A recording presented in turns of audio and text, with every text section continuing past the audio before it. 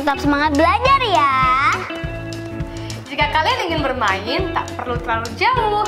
Tetaplah berada di sekitar tempat yang kamu kenal. Iya, berhati-hatilah terhadap orang asing yang tidak kamu kenal. Setuju banget. Untuk memulai kegiatan hari ini, kita berdoa dulu yuk. Nah, sekarang ayo kita siapkan lembar kerja dan alat tulismu ya. Adik-adik, apakah kalian tahu nama kecamatan tempatmu tinggal? Apakah nama kecamatan yang berbatasan dengan kecamatan kamu? Berupa apakah perbatasan kedua kecamatan itu? Kasih tahu kami ya teman-teman. Kita berdua pengen tahu nih jawaban dari kalian. Kita tunggu ya. Wah, bagus banget ya. Keren. Banyak banget ya nih bukunya. Keren banget. Hai teman-teman. Hari ini kita membaca buku cerita yuk. Kira-kira cerita apa ya yang menarik untuk kita baca hari ini? Nah, kalau kamu bingung, biar kakak bantu pilihin ya. Oke kak. Apa ya? Nah, gimana kalau kita sama-sama membaca buku cerita ini? Buku ini berjudul Baduy Dalam. Kira-kira apakah kalian tahu apa itu baduy? Nggak tahu kak. Tapi kayaknya aku pernah dengar deh. Apa ya? Oke, nggak apa-apa kok. Untuk mengetahuinya, yuk sama-sama kita baca buku cerita ini. Nah, sekarang kakak mulai baca ceritanya ya. Iya kak. Reno dan keluarganya berkunjung ke Baduy Dalam. Untuk pergi ke sana, Reno dan keluarganya harus melewati jalan yang cukup jauh dan naik turun bukit. Desa tempat tinggal orang-orang Baduy Dalam disebut dengan Desa Kanekes. Sebelumnya Reno mengira penduduk di sana tidak terlalu banyak. Namun ternyata di 3 kampung saja, yaitu Kampung Cibeo, Kampung Cikesik, dan Kampung Cikertawana. Ada sekitar 1.600 orang tinggal di tanah seluas 5.000 hektar. Suasana kampung di Baduy sangat tenang. Tak pernah ada suara teriakan atau suara keras. Ataupun seperlunya, Reno yang mudah berteman berhasil menyapa seorang anak seumurannya bernama Jaya. Anak itu sedang membuat tas dari kulit kayu koja. Orang di sini pandai membuat kerajinan ya? Iya, hampir semua orang di sini bisa membuat kerajinan. Tapi pekerjaan utama adalah berladang. Kami menyiapkan lahan untuk ditanami, menabur benih, dan menunggu panen. Selalu ada upacara adat di tiap tahapan. Juga ada doa khusus yang dibacakan. Masyarakat Baduy memiliki kepercayaan, yaitu Sunda Wiwitan, yang percaya serta yakin akan adanya satu kuasa, yakni Batara Tunggal. Lalu kalau tidak sedang pergi ke ladang, apa yang dilakukan? Kami membuat kerajinan seperti ini. Kami juga pergi ke hutan untuk berburu, mencari madu, buah-buahan, dan kayu. Perempuan Baduy juga bertenun jika sedang tidak membantu di ladang. Katanya di sini tidak ada listrik ya? Aku nggak kebayang deh gimana rasanya hidup tanpa listrik. Iya, memakai listrik dan teknologi adalah suatu hal yang melanggar adat. Kami sangat menghormati adat dan kami tidak bersekolah karena pergi bersekolah adalah suatu hal yang melanggar adat. Namun kami tetap belajar membaca, menulis, dan menghitung.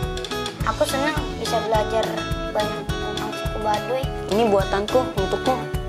Apa ini? Ini adalah kerajinan tangan suku Baduy. Terima kasih ya. Aku lanjut jalan-jalan dulu. Dadah. Iya, dadah. Ternyata Baduy itu suku asli Indonesia ya kak? Iya dong, bagus kan? Mereka masih sangat tradisional dan sangat memegang nilai-nilai tradisi leluhurnya. Iya, benar banget. Nah, sekarang kakak mau bertanya nih untuk adik-adik yang ada di rumah. Catat pertanyaan kakak ya. Ada berapa kampung di dalam desa Baduy Dalam? Sebutkan, ayo. Apa mata pencaharian utama masyarakat Baduy Dalam? Apa yang dikerjakan kaum laki-laki dan perempuan di kampung Baduy Dalam saat tidak pergi ke ladang? Mengapa anak-anak Baduy Dalam tidak pergi ke sekolah? Apa nama kepercayaan yang dianut oleh masyarakat Baduy Dalam? Menurutmu, apa hal terunik yang ada dalam masyarakat Baduy Dalam? Ayo kita sama-sama jawab ya teman-teman. Nanti mintalah orang tua atau wali kamu untuk mengecek jawaban kamu ya. Selamat mengerjakan!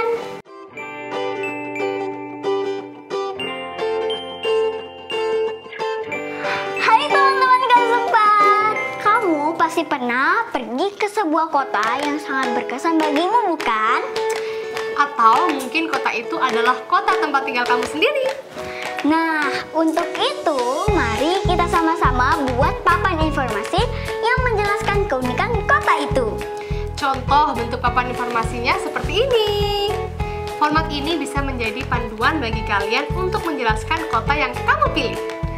Aku sudah membuatnya loh, Kak. Kota yang paling berkesan untuk aku adalah kota Yogyakarta. Kota ini sangat unik loh, Kak, karena masih sangat kental dengan nuansa tradisionalnya loh. Mulai dari bangunan, fashion, sampai ke kuliner dan tempat wisatanya. Wow. Nama sungai yang paling terkenal di sana adalah Kali Code dan Kali Oyo. Sungainya bersih loh, Kak. Bahkan di Kali Oyo kalian bisa berwisata mengarungi sungai tersebut loh. Nama gunung yang ada di sana salah satunya adalah Gunung Merapi. Untuk tempat wisata, banyak sekali tempat wisata yang unik di Jogja. Mulai dari Candi Prambanan, Ratu Boko, ada juga pusat pengrajin batik di daerah Mantrijeron, dekat Keraton Yogyakarta. Dan untuk makanan khasnya tentunya kita semua udah tahu dong. Makanan khas Jogja adalah gudeg dan bapia. Wow, keren. Adik-adik sudah selesai kan menuliskannya? Gimana nih dengan kalian? Dan mau kalah dengan aku ya? Ayo segera kalian tuliskan juga ya. Selamat menulis. Duh, ini D-nya disambung atau dipisah sih? Aku jadi ragu deh. Kok kamu ragu sih? Kakak, ini loh Kak, ada lagi bingung untuk penulisan kata depan di pada kata di sini. Yang benar disambung atau dipisah ya? Coba sini kakak lihat. Oh, ini kalau kayak gini harusnya dipisah, Dek. Karena kata depan di ini berfungsi sebagai kata depan penunjuk tempat. Jadi penulisannya harus dipisah. Di sini. Tuh. Oh, gitu ya Kak. Gimana nih dengan adik-adik di rumah? Jadi, jika kamu masih bingung, kakak akan ingatkan kembali. Perhatikan tabel ini ya. Kata depan di dalam penulisannya bisa disambung atau dipisah, tergantung dari fungsinya. Kata di penulisannya disambung jika berfungsi sebagai imbuhan kata kerja pasif.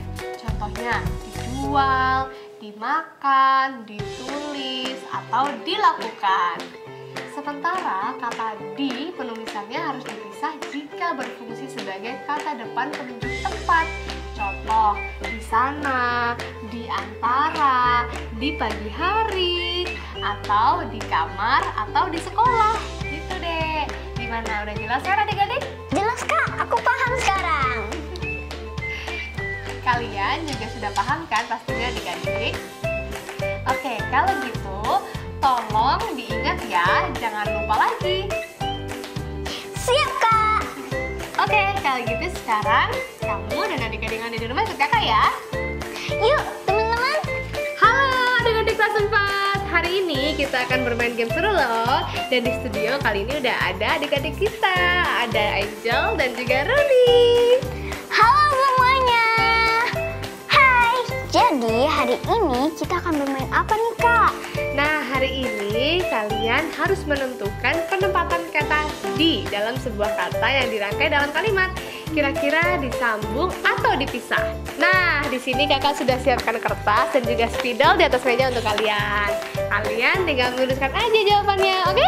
Oke, Kak. Untuk adik-adik yang di rumah, ayo siapkan kertas dan alat tulisnya juga ya. Kita akan mulai kalimat pertama. Perempuan suku Baduy ikut membantu bekerja dalam kurung ladang. Ayo, gimana tuh cara menuliskan kata depan di-nya? Silakan ditulis dipisah atau digabung.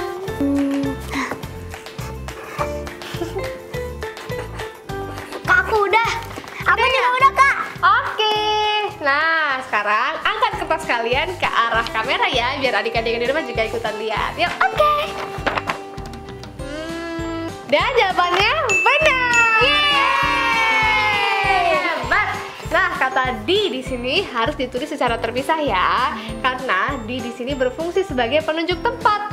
Sekarang kita menuju ke kalimat selanjutnya. Oke. Silakan smart screen. Mana Baduy terbaik dalam kurung ambil dari hutan.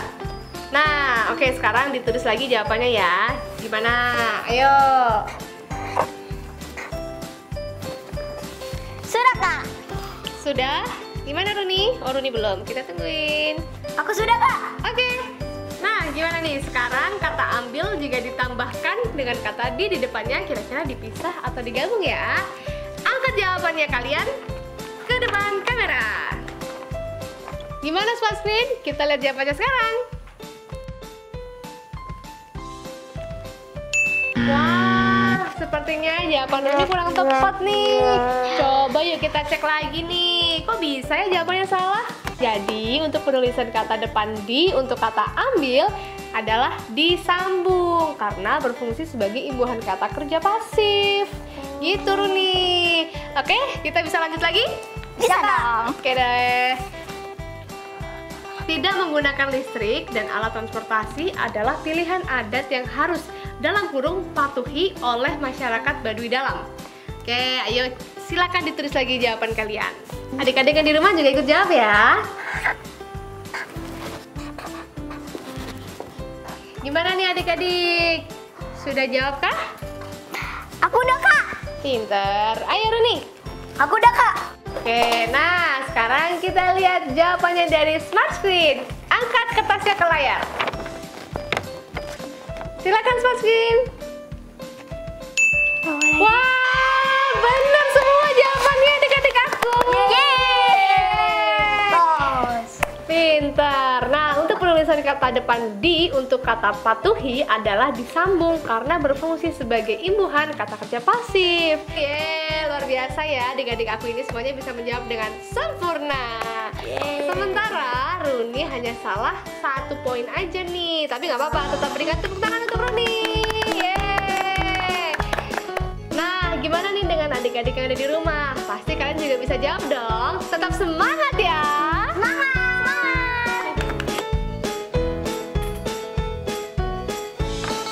Selesai dah. Hai teman-teman, aku baru aja nih selesai mengisi jurnal bacaanku yang berbentuk ranting pohon ini. Wow, pohonnya sudah bertambah rimbun. Itu tandanya buku yang aku baca sudah semakin banyak. Bagaimana dengan jurnal milikmu? Jangan sampai lupa untuk mengisinya ya. Apalagi lupa membaca tiap harinya. Aduh, ingat ya, buku itu adalah jendela dunia. Kita bisa mendapat banyak ilmu dan menambah wawasan tentang apapun dari berbagai penjuru dunia.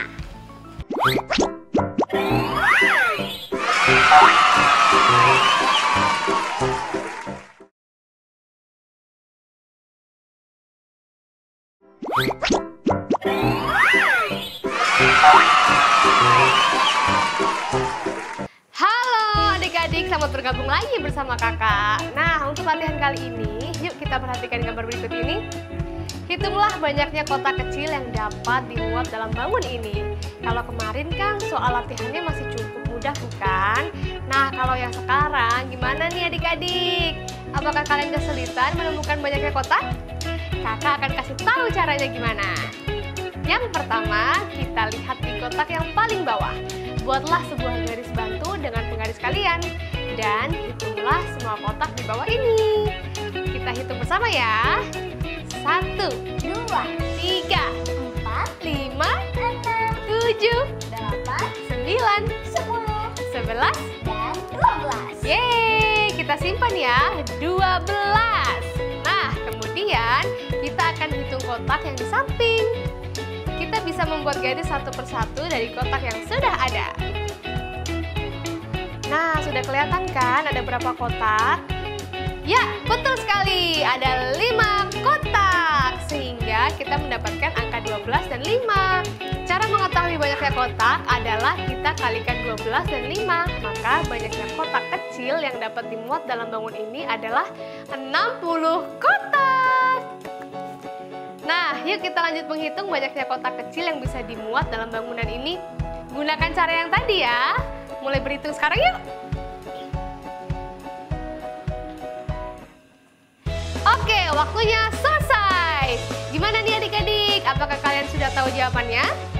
Sebutkan bersama-sama ya. 1, 2, 3, 35. Yeay, betul sekali. Kotak kecil bagian atas horizontal berjumlah 7, sehingga kalau kita kalikan dengan jumlah kotak yang ke bawah, yang vertikal yaitu 5, maka hasilnya adalah 35 kotak kecil. Gimana nih adik-adik? Kalau masih belum benar, nggak apa-apa sih, nggak masalah kok. Kalian masih bisa mengulang lagi dengan soal yang lain ya. Tetap semangat!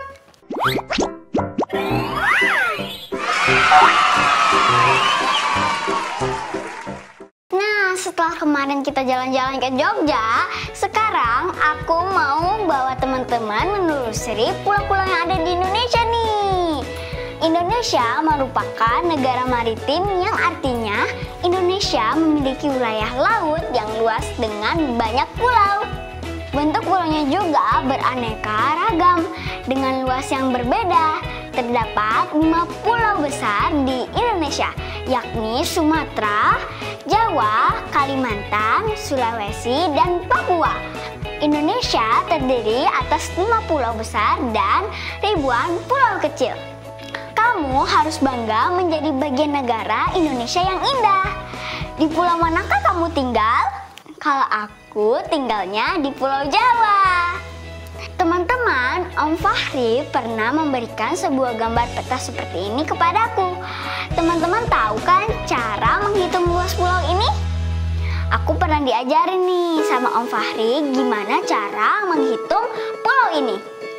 Yuk temani aku menghitung ulang luas pulaunya. Caranya, kamu dapat menghitung luas pulau tersebut dengan bantuan persegi satuan yang dapat digunakan sebagai bantuan untuk menghitung luas. Luas daerah tersebut merupakan banyaknya persegi yang menutupi daerah pulau tersebut. Contohnya seperti ini ya teman-teman. Kotak yang diberikan warna inilah yang dipakai untuk menghitung luas daerah. Coba kalian hitung ada berapa persegi. Betul sekali, terdapat 19 persegi utuh. Nah, selanjutnya kita kerjakan latihannya bersama kakakku ya. Yuk. Gimana dek? Kamu udah siap untuk berhitung? Udah dong kak, udah siap. Bagus kalau gitu. Nah, sekarang kita akan mulai berhitung dari gambar ini ya dek. Oke kak. Pertanyaan pertama, berapakah jumlah persegi utuh yang menutupi pulau tersebut? Adik-adik di rumah juga bisa ikut menghitung ya, dan catat jawabannya di buku latihan kalian. Ade dan kakak hitung ya. Oke. 1, 2, 3, 4, 5, 6, 7, 8, 9, 10, 11, 12, 13, 14, 15, 16, 17, 18, dan 19. Ada 19 kak persegi utuhnya. betul banget. Pinter deh kamu. Oke, lanjut ya. Berapakah jumlah persegi tidak utuh yang menutupi pulau tersebut? Oke kak, ada 1, 2, 3, 4, 5, 6, 7, 8. Udah habis deh. Jawabannya 8 persegi tidak utuh kak. Betul banget. Yeay, hebat deh. Luar biasa, mantap. Nah, untuk menjawab pertanyaan selanjutnya, kakak beritahu petunjuknya ya. Jadi, persegi yang tidak utuh dapat digabungkan sehingga menjadi persegi yang utuh. Berapakah jumlah persegi tidak utuh yang kamu peroleh? Berapa ya? Nah, kalau menghitung persegi yang tidak utuh, kamu bisa hitung kira-kira persegi itu jika digabungkan dengan persegi yang tidak utuh lainnya bisa membentuk berapa persegi. Contohnya gini, D ke E dan E ke F. Kedua persegi tidak utuh ini sudah bisa membuat satu persegi. Oh, oke Kak, aku hitung dulu ya. Oke. Berarti ada 4 persegi utuh Kak. Pinter, nice. Nah, adik-adik di rumah juga pinter nih pasti. Oke, sekarang yang terakhir ya. Berapakah jumlah persegi yang menunjukkan luas pulau tersebut? Maksudnya Kak? Ada bingung ya pasti. Sedikit sih. Oke, nggak apa-apa, kakak jelasin ya. Cara mencari luasnya adalah dari persegi yang utuh. Maka dari itu, kamu tinggal menjumlahkan saja persegi yang utuh dan gabungkan dari beberapa persegi yang tidak utuh. Jadi tadi jumlah persegi utuh ada 19. Ditambah dengan jumlah gabungan persegi tidak utuh jadi ada 4. Jadi jumlahnya sama dengan 23 persegi utuh Kak. Betul sekali. Yeay! Gampang kan? Nah, selanjutnya ada tugas nih untuk adik-adik di rumah. Simak baik-baik ya gambar berikut ini. Silahkan. Sekarang kamu akan berlatih menghitung luas dua pulau ini, Pulau Sulawesi dan Pulau Papua. Ingat, luas pulau merupakan banyaknya persegi satuan yang menutupi pulau. Cara menghitungnya, pertama-tama hitunglah terlebih dahulu persegi yang utuh. Kemudian gabungkan persegi yang tidak utuh menjadi persegi yang utuh. Hitung jumlah gabungan tersebut. Luas pulau merupakan banyaknya persegi utuh yang kamu peroleh, yaitu jumlah persegi utuh ditambah dengan jumlah gabungan persegi tidak utuh. Setelah pekerjaan rumahmu selesai, minta tolonglah kepada ayah bunda atau anggota keluarga kalian untuk memeriksa hasil perhitungan kalian ya. Selamat berlatih! Selamat! Nah, jadi gimana nih Dek? Apa aja sih yang udah kita pelajarin hari ini? Hari ini kita sama-sama sudah membaca buku cerita Baduy Dalam yang sangat informatif. Terus ada apa lagi? Kita juga menulis papan informasi mengenai sebuah kota, meliputi tempat wisata, gunung, sungai, makanan, dan hal yang menarik dari kota yang kita tulis. Wah, seru ya. Ada apa lagi sih selain itu? Kita juga mengingat kembali penulisan kata depan di sesuai dengan fungsinya. Dan kita juga bermain game bersama Runi menentukan penggunaan kata penulisan kata di. Wow, lalu apa lagi? Kita juga mengisi lembar refleksi kita. Lalu apa yang kita lakukan pada kegiatan numerasi?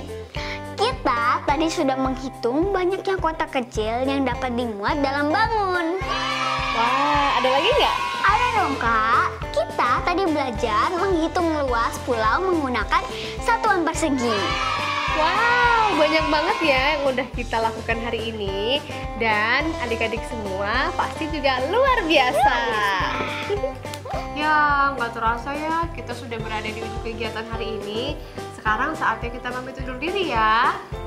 Tetap jaga kesehatan dan semangat selalu. Semoga pelajaran yang kita dapat bisa bermanfaat. Sampai jumpa lagi besok. Dadah!